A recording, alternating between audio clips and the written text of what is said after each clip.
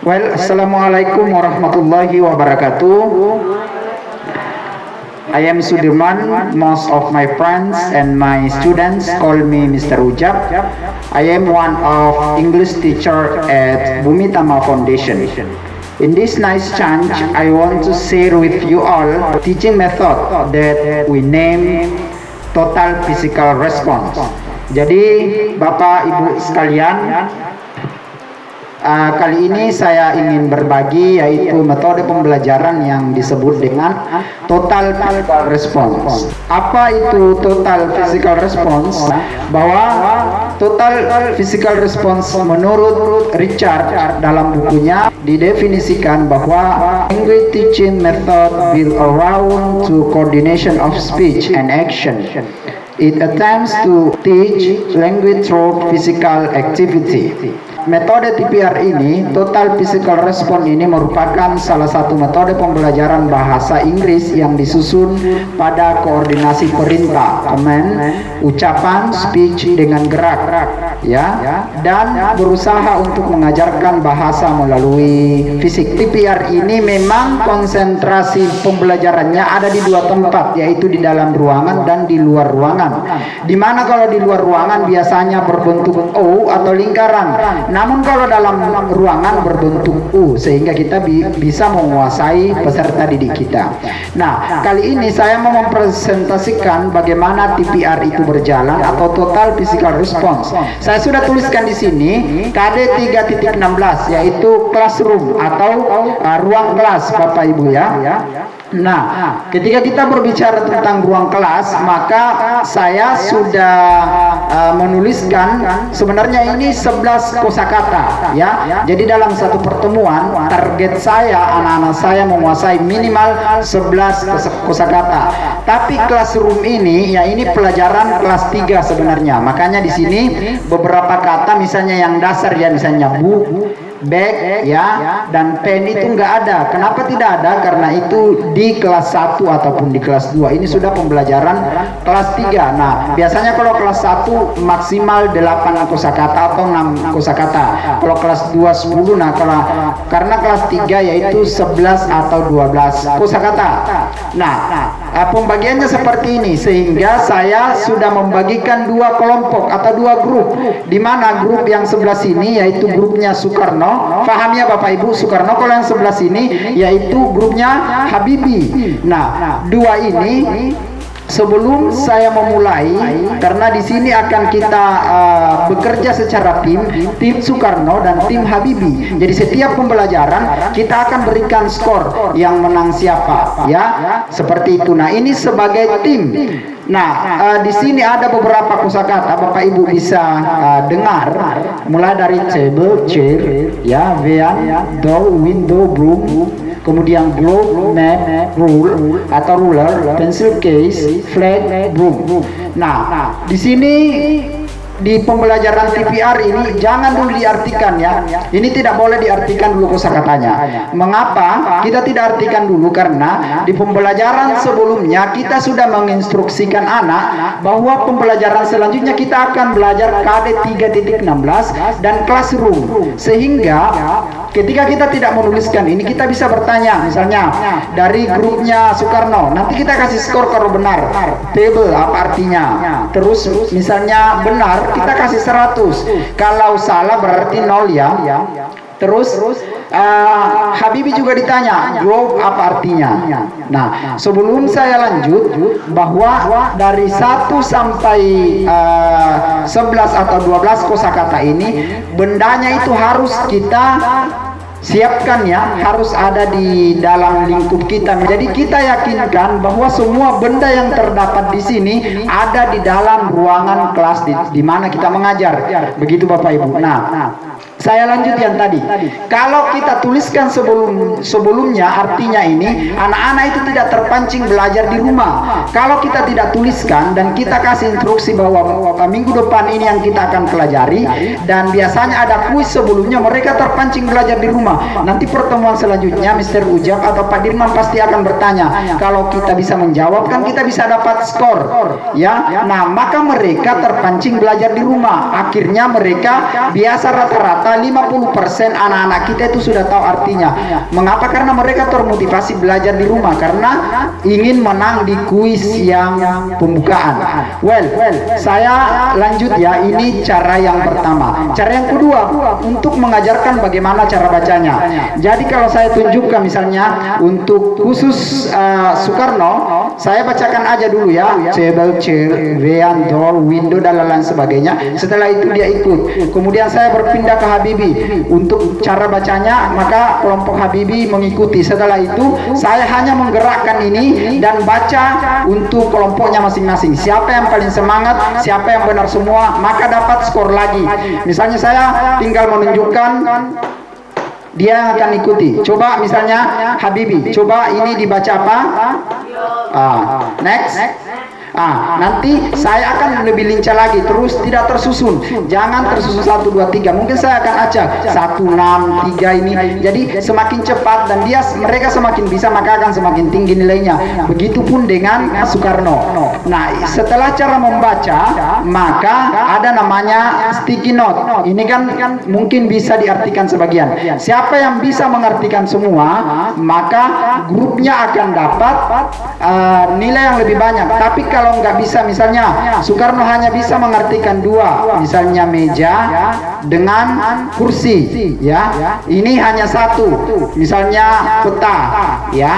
Nah, selebihnya itu baru kita artikan. Setelah diartikan, kita akan main namanya sticky note ya. Oke, jadi sticky note-nya seperti ini. Ini semua kata yang ada di sini, mulai dari table, ya bisa dilihat. Ini table sampai kepada broom, ini ada semua. Jadi di sini semua lengkap kata-katanya. Nanti saya bagi 2. Untuk table sampai broom itu saya akan bagikan ke Soekarno. Saya nanti lepas satu-satu. Misalnya Bu Ladies bisa maju, minta tolong. Bu Ladies bisa maju, ya. Nanti ini contoh saja, kemudian Bu Tika. Oke, itu kan, nah anggaplah saya habis bagikan. Jangan dulu ya, jangan dulu. Nanti saya bilang begini, 1, 2, 3, maka mereka berdua akan berlomba menempelkan pada benda yang ada. Ya, jadi benda yang ada, maka mereka akan berlomba. Jadi misalnya dapat apa di situ? Table, tidak boleh ada instruksi dari temannya dan artinya. Di situ apa? Di situ ada chair ya. Nah, kalau saya bilang 1, 2, 3, maka mereka akan berlomba untuk menancapkan atau di benda yang ada di sini, ya. Nah, coba misalnya 1, 2, 3, silakan ditempel. Di situ berarti benar. Di sini Bu Tika tempel di kursi berarti benar. Tapi yang duluan yang tinggi nilainya. Kalau Soekarno duluan menempelkan itu di tempat yang benar, maka Soekarno lebih tinggi nilainya daripada Habibie, seperti itu. Nah, itu bermain namanya sticky note. Setelah bermain sticky note, ada namanya guessword. Nanti saling berhadapan. 5 di sini di kelompoknya Habibie dan 5 di sini di kelompoknya Soekarno. Karena tadi sticky note itu kan saya sudah bagikan, ya, saya sudah bagikan.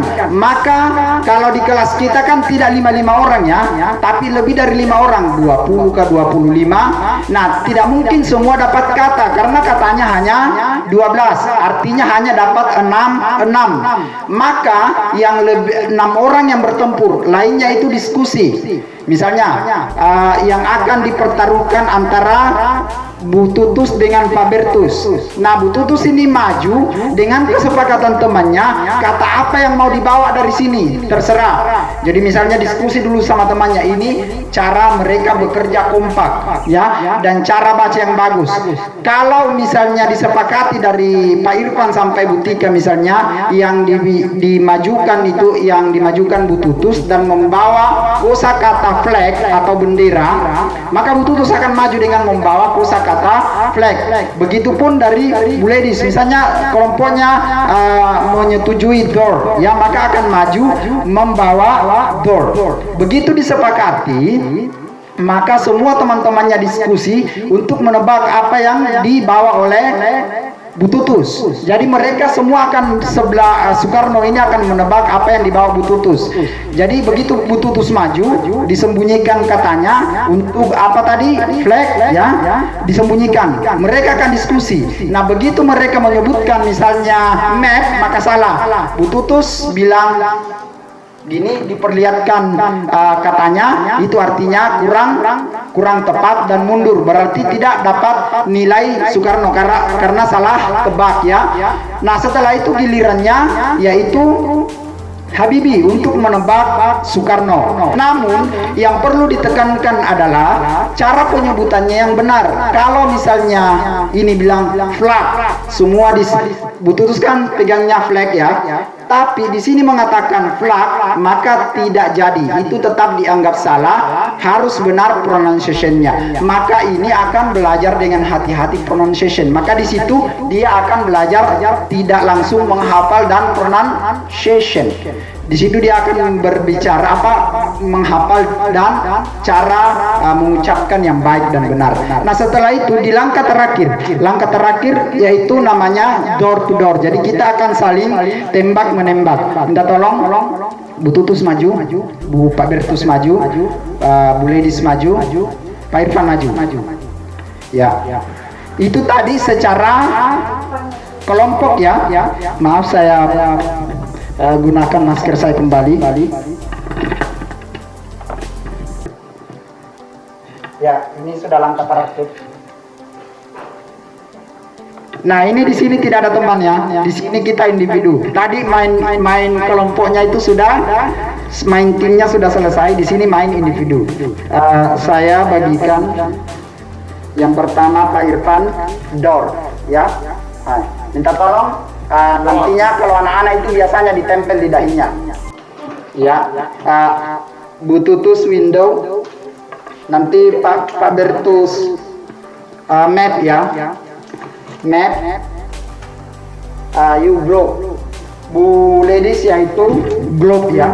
Jadi saya tanya kembali, minta tolong ya, berarti door, window, globe dengan map.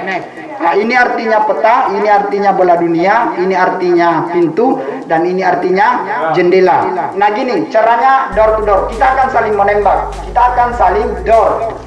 Kalau saya sebut misalnya door, maka door itu tunduk.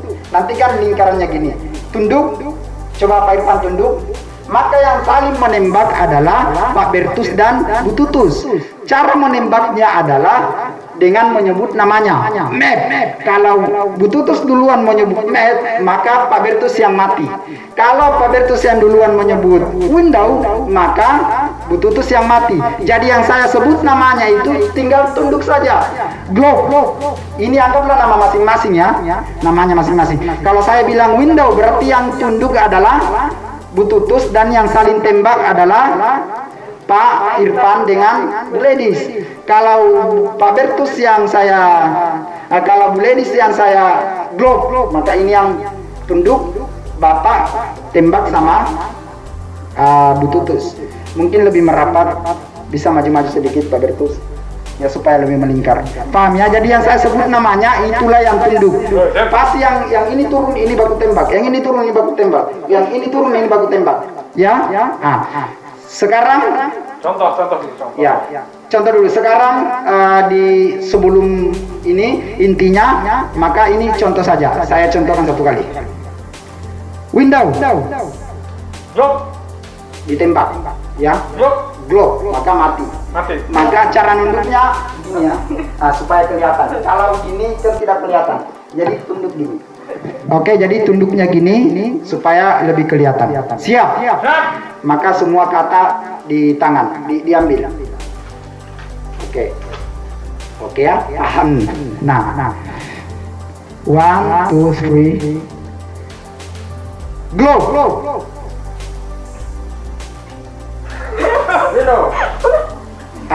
Oke, diulang. Sebenarnya Pak Bertus benar, tapi tidak nembak. Jadi window.